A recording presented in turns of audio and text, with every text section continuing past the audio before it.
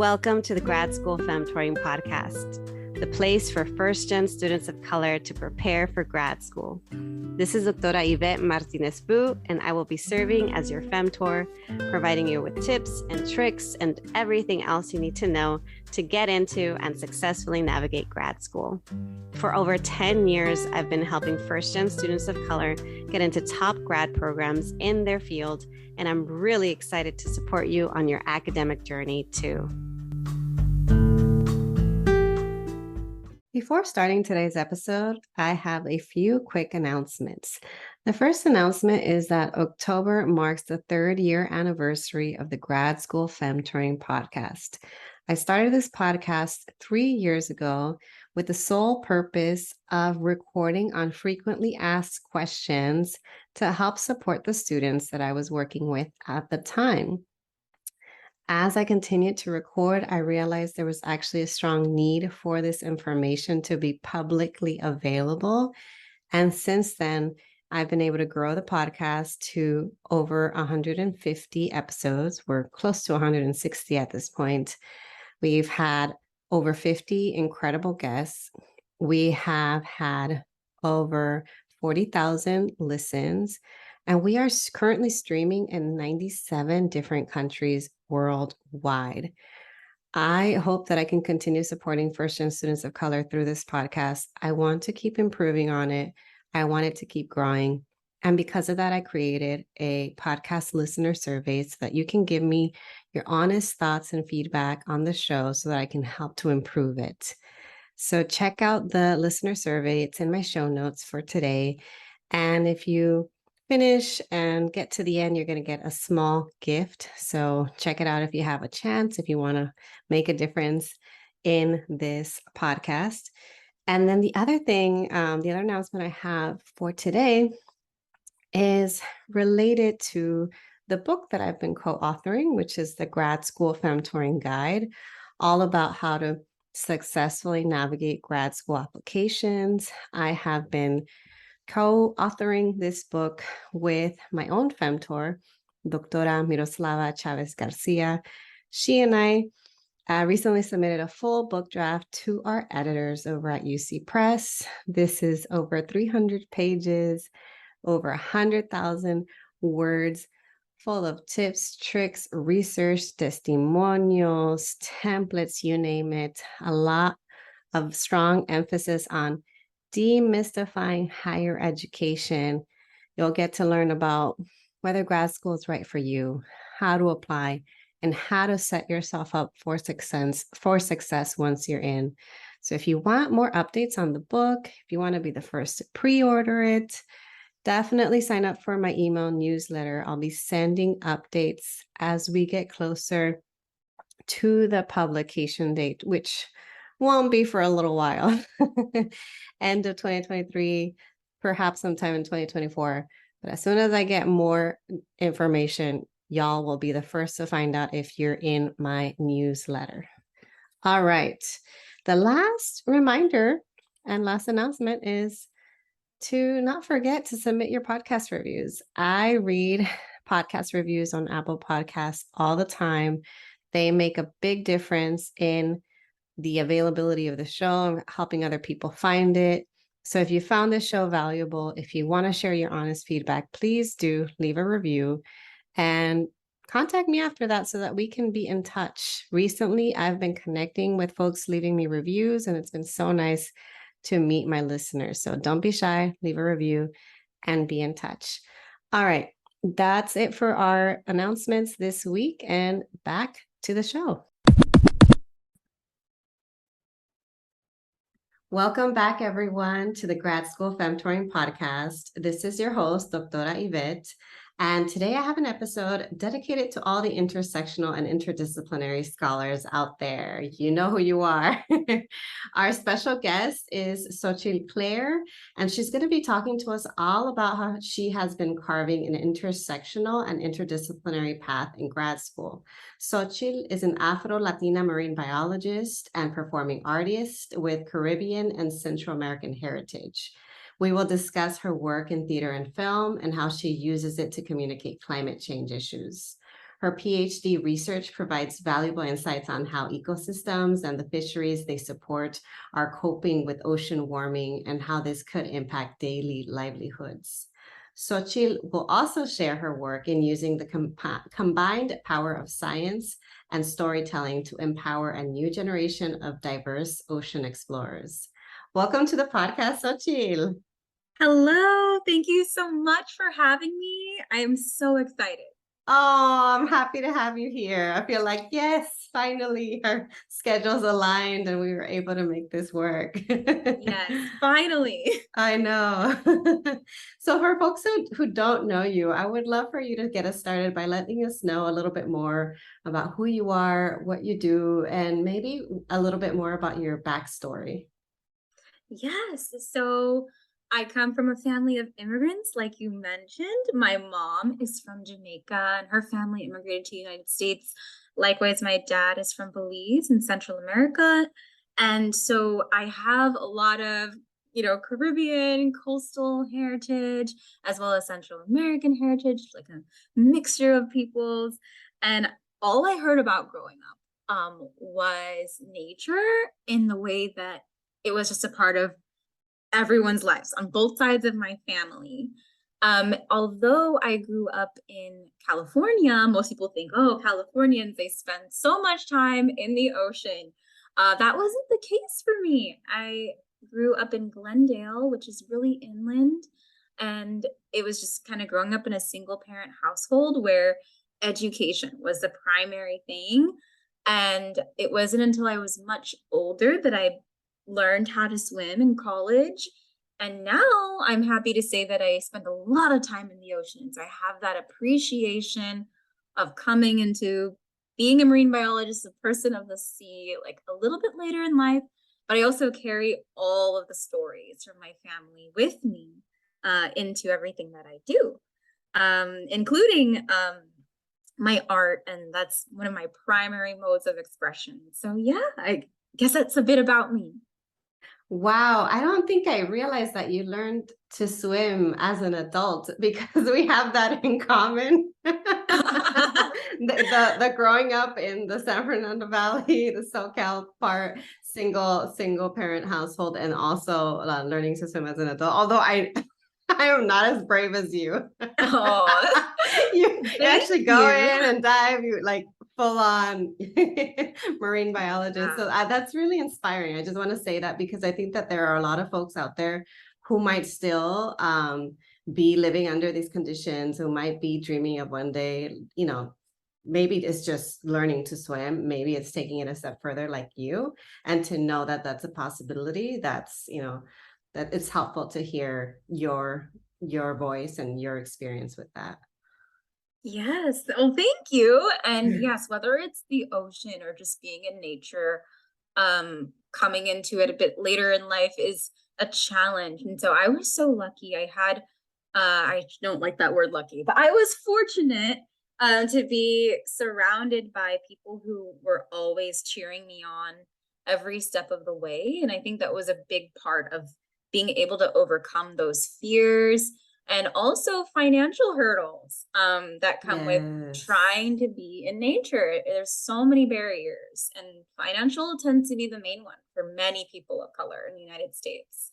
So that was huge, having a lot of people in my corner pointing to sources of grants and little small scholarships just to get me started. Right. Yeah. I mean that's true too. That's a big barrier saving access to pools, access to if you're trying to learn to scuba dive, like that's not cheap. Right. Access to Yeah. equipment. Yeah. I actually, you've already started to hint at this with talking about your background and mentioning more about your intersectional identity, about what it's like kind of being Afro-Latina, but then also your interests are very interdisciplinary. So I would love to hear more about how you interpret these terms and how they influence your work. Yes. And so I guess when I think about performing arts, performance, all of that is like narrative and storytelling. And I know that at least for me, I learned science through stories. identified with nature through the many different stories of the animals that live within that, scientifically, and then also, otherwise. So I guess since we learn through stories, for me, it was okay. So to communicate science, making it relatable to people who may not feel that science is for them, storytelling is the way to go. And so that's kind of how I started to frame my outlook on being a marine biologist is not only doing the science, but finding the place where we humans can really feel that it's also our story. The planet's journey right now is our journey. Right, right. That storytelling aspect, I think, is what makes it really relatable, in terms of the work that you do. I know that you have a performing arts background, and then you also are pursuing marine biology. And so, can you tell us how you got to those two? I get the marine biology part now, but where does the performing arts part come from? Or how did you get to that? And so I came into science as a theater artist first. I knew from a very early age it was the only thing that I always did. That was always consistent. My whole life was performing. And so I was always in plays, I directed plays, I wrote plays, did production. So anything that had to do with theater, I had my hands in it. And that's something that I was like, well, this is a part of me, but also my very strong fascination with marine biology was a part of me from very young. So I never really decided, I had so much pressure to pick one, that was every counselor was saying, pick one. It's very difficult to pursue those two very different things. But I think by pursuing them at the same time, they enriched the other. So I became a stronger performer by understanding the scientific mind, because there's, as much as people think, sometimes performance arts is very floofy, it's in the air, and some of that is true. A lot of performance does take a lot of deep reflection, and performance is the analysis of our world. And so as an actor, when I sit down, I have a very similar approach in my mind as a scientist when I sit down, and I try to analyze the world before me. So those two minds have always been one for me. And so I think the challenge was communicating that to others and helping them understand that, this is a way of doing things, and it has worked. And I think this is something that I know that I'm going to do. So always having that confidence and always being able to share and kind of show the inner workings of how I see things, and then find people who are like, well, I don't really understand that, but I want to invite you to show me more about that. And I think those were the people that I found could be really great mentors to me, even if they didn't fully get it at the time. You already started to mention some of the challenges and some of the benefits. So with the benefits, thinking about how they complement and inform each other, but then the challenges of communicating it to others, perhaps even receiving some pushback or having, hearing from others encouraging you to pursue one route over the other. So was that the main, or has that been the primary challenge for you in navigating grad school now? Or what are some other challenges and also some benefits that you've gained in pursuing both? I know that you are in a doctorate program right now and you're pursuing marine biology, but also you're still doing your performing arts work. So I'm curious what your current benefits and challenges are as we speak. Yes, and so this is not specific to my current university. It's just how we have divided our universities structurally that make it challenging to do interdisciplinary work. So if you are trying to do across humanities to engineering kind of thinking, we make it really difficult to reward people for that kind of out of the box thinking. And the way that looks like is different for graduate students versus faculty. So as a graduate student, you have a lot of really strict kind of steps and milestones that you need to take to get your PhD. Also, as a new faculty member, you might have those milestones that you do need to also think about too. So I would meet very, synergetic, interesting faculty that would love to sit with me and brainstorm about cross-disciplinary ideas, but then we would both come up with roadblocks within our departments or our commitments that would make it difficult to commit to each other and creating together. And I do see now today that there's a lot of discussion on this. And I think, and I'm seeing that people are really interested in creating more pathways where people are rewarded for this. And I've been able to be a part of a lot of those conversations as I'm moving on from my PhD. So it gives me a lot of hope, actually. Even most recently, I participated in an environmental film program as a marine biology PhD student, and also kind of as an honorary theater arts person on campus. And both of those worlds kind of came together in being able to inform how I work with the film program, right? Because I have all this insight on the local Santa Barbara marine biology and all this insight on storytelling, which we know is essential to get these messages across.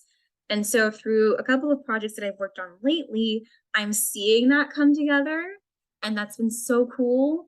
And so when I move on from my PhD, that's kind of something that I was maybe when I started grad school a lot more hesitant to lean into. But now that I've had these projects under my belt, when I'm, say, proposing to be, let's say, a postdoctoral researcher, my proposals are split evenly between my intention to work with storytelling in marine science and also with my climate science goals.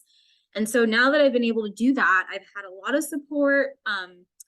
Writing about these things is very difficult. And so I know that you guys, especially on this podcast, we talk about proposal writing. We talk about what those different passports are to move forward in academia. And so because I'm writing about these very different things to an academic audience that isn't used to seeing these two things side by side in an application, I've had to take a lot of time to connect with writing mentors who can help me really make a strong case for what I'm trying to accomplish. Yeah, so those are some of the different ways. Your profile as a graduate student is particularly, it stands out to me because when I think about someone who's pursuing interdisciplinary research, I think of folks who are in interdisciplinary PhD programs. And so in your case, you're not in an interdisciplinary program per se, but you're carving it yourself. So you are merging fields in the way that you are, I guess, through the lens that you provide, and then the way that you are intentional about the storytelling aspect, the importance of that in your work. And so I think that that's really powerful because it sends a message to other folks who are interested in applying to graduate school that they too can carve their own path, even if it's not laid out, even if the foundation is not there when they're looking and applying to graduate programs.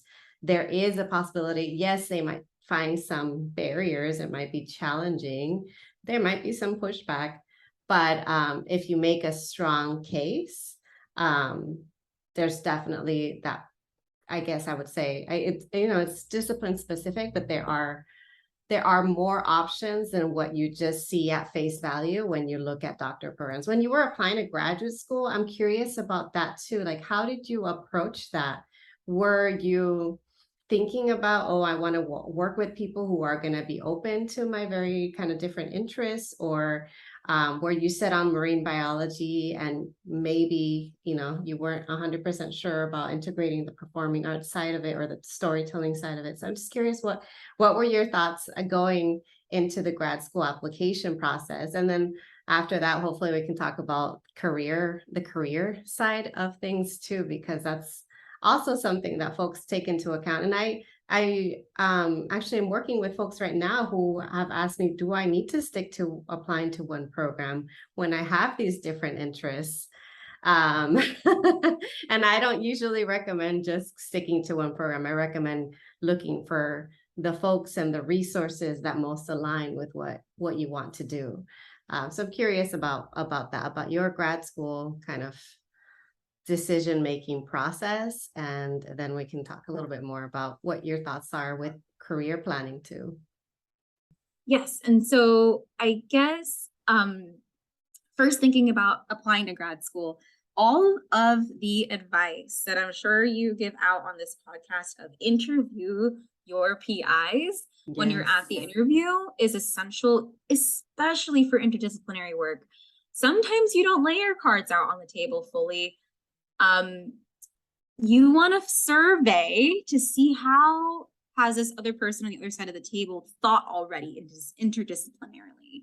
And so, for example, if I were in an interview, I might bring up, well, it's awesome that this department has all of these variety of resources. It seems like, given the things that you're trying to accomplish, maybe this department could benefit from working with X department. Had you ever thought about that? Or do you know of anyone who's done that here? And if their answer is no, but wow, that's a cool idea, that shows you right there that you guys can have a conversation where you can grow together, right?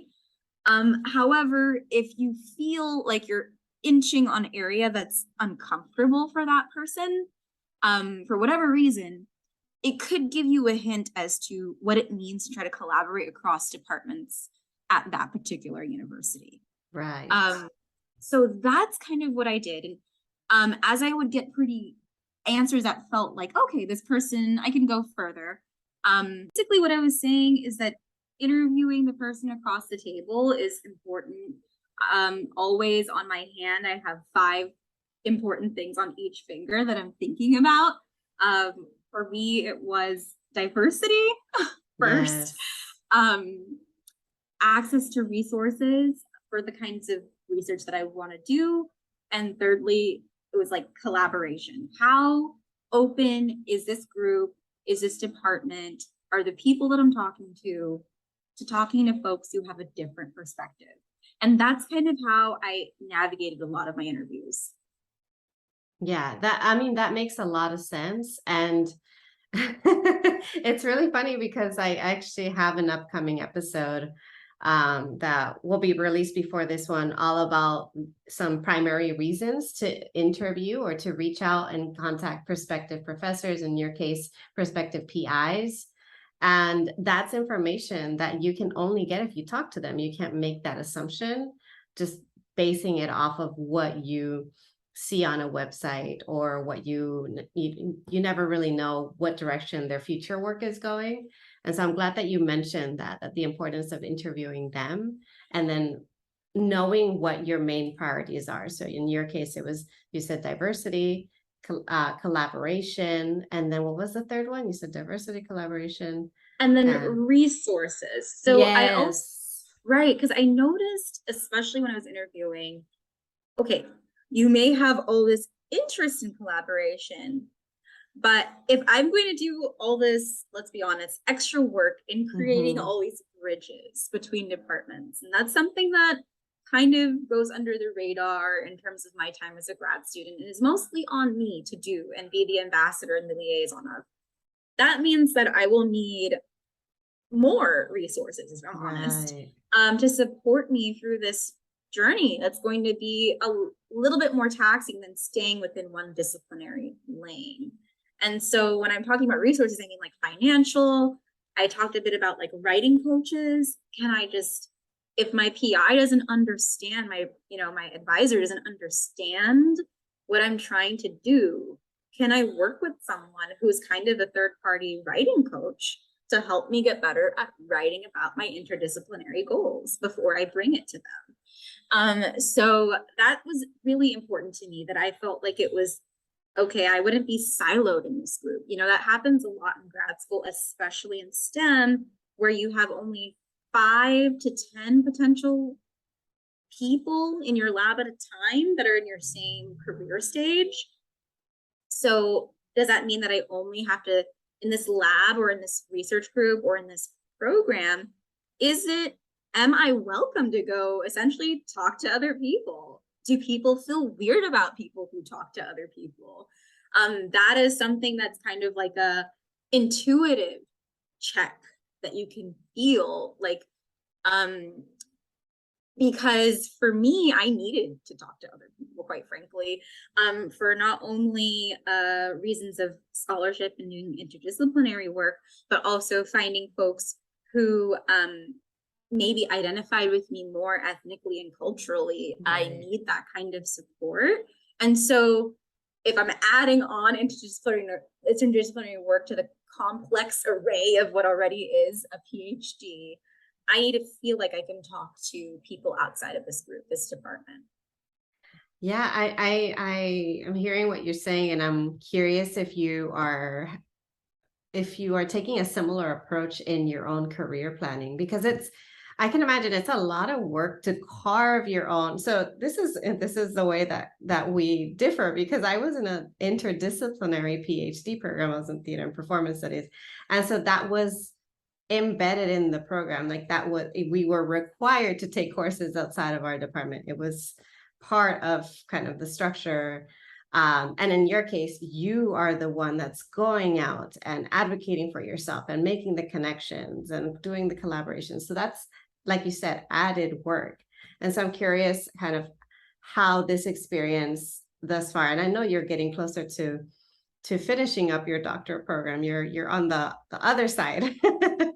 It's not the early years. You're getting close to finishing up. So now that, I do feel comfortable asking you this, because you are, closer to your graduation. And so what are your thoughts in terms and approach, for career planning? Yes. So right now I'm pursuing postdoctoral fellowships.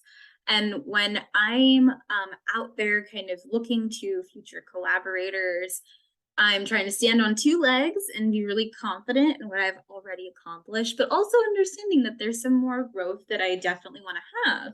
Yes. And so to have that growth, I'm looking to see, let's say if it's at a postdoctoral position at an academic institution, well, how does their media department do? How does their theater department do?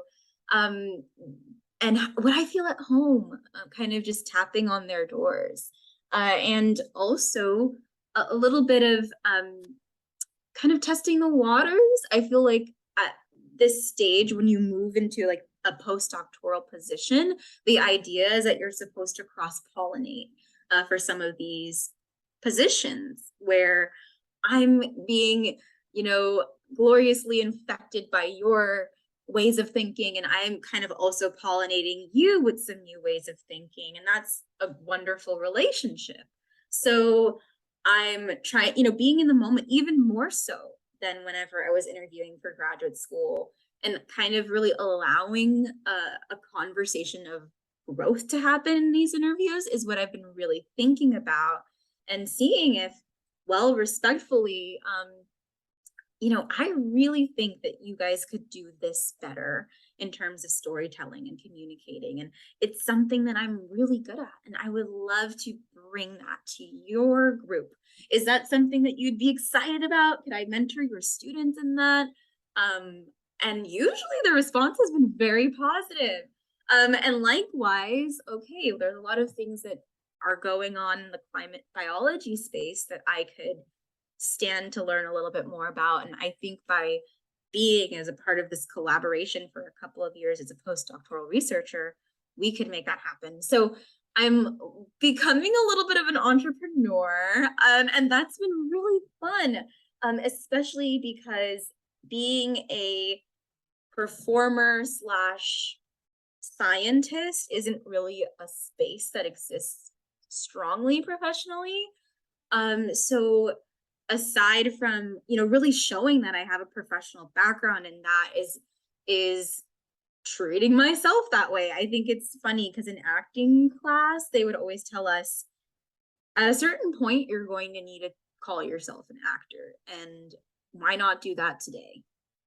So we have in STEM and in a lot of our grad support programs for undergraduates, we call our students rising sophomores, rising seniors.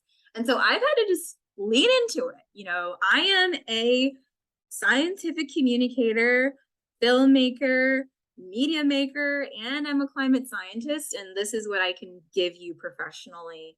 And so I think by really fully just stepping into the shoes has made it easier in trying to find a new career path, because I'm embracing the fact that, well, hey, I'm doing it and I am doing it professionally. So yeah, I think academia, unfortunately, makes us sometimes the way that it's traditionally set up with the whole tutelage and apprenticeship model, I think Yes. sometimes erases, you can, if you don't remind yourself of your accomplishments, you might find yourself erasing that identity from yourself Mm-hmm. if you're not mindful. And so I think that since I really have spent a lot of time in the academic world, it's about being in both spaces at the same time, because in the humanities and sometimes the performing arts disciplines, academia is kind of second. You don't really need to be in the academic wheelhouse to be an excellent philosopher or performer or practitioner of these things. And so having to balance that perspective and being like, well, yeah, I am an expert in some ways, but I'm also learning is tricky. So especially if you've been in school, I think I've been in school, I haven't taken a break. So I'm one of those people. So it's also really checking in and being like, okay, so gee, as you move on, like treat yourself as you want to see yourself, even if you're not where you want to be exactly. That's how you get there.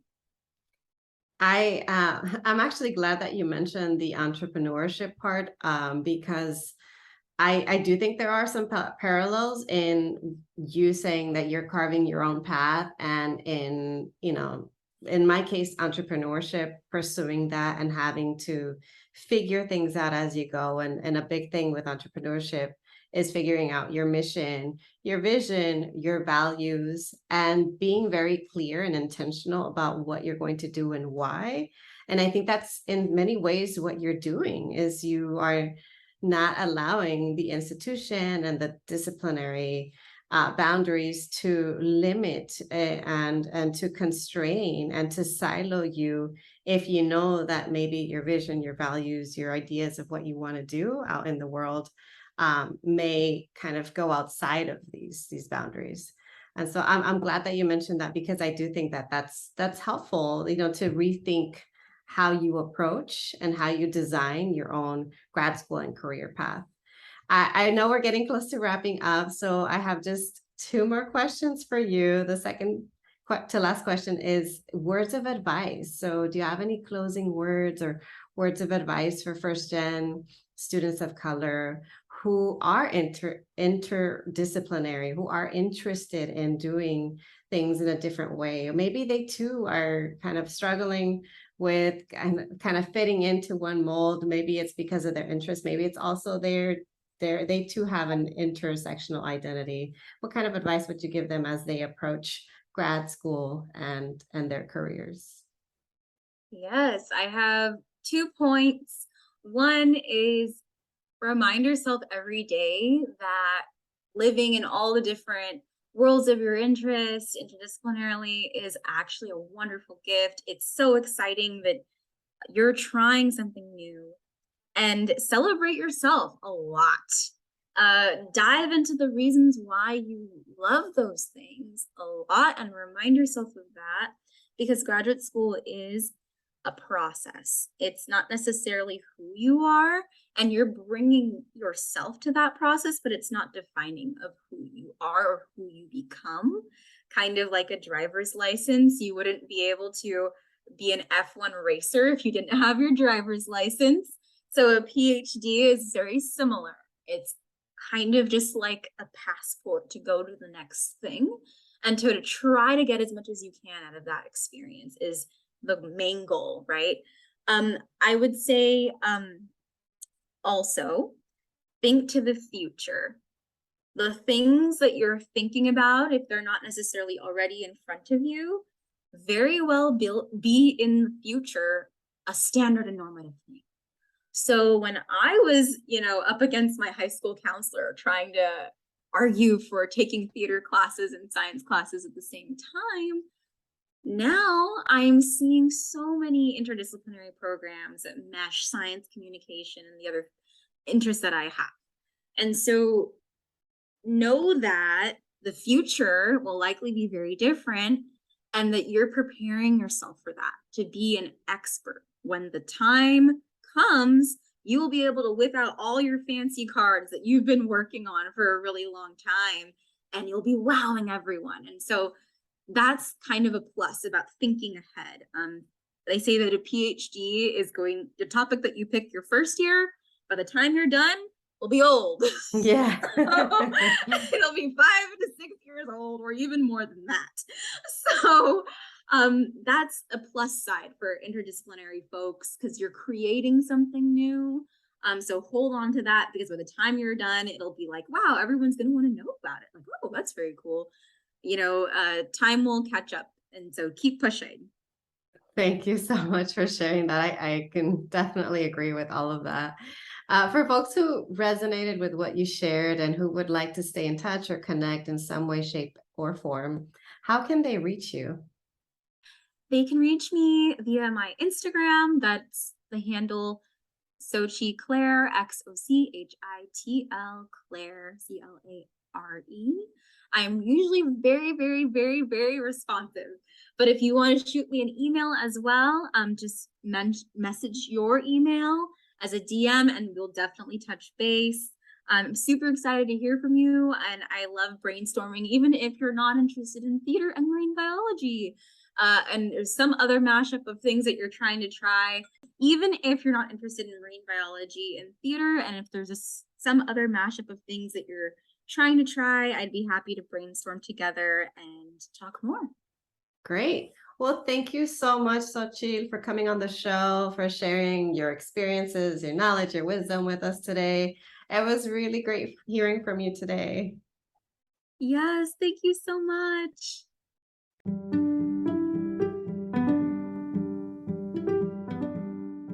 Thanks so much for joining me in the Grad School Femtoring podcast.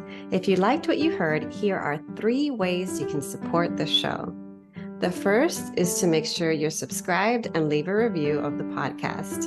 If you leave me a review on Apple Podcasts, you become eligible for a free half-hour coaching session with me. Yes, that's right, 1 free session. Once you leave a review, you can email me a screenshot and I'll send you a link to sign up.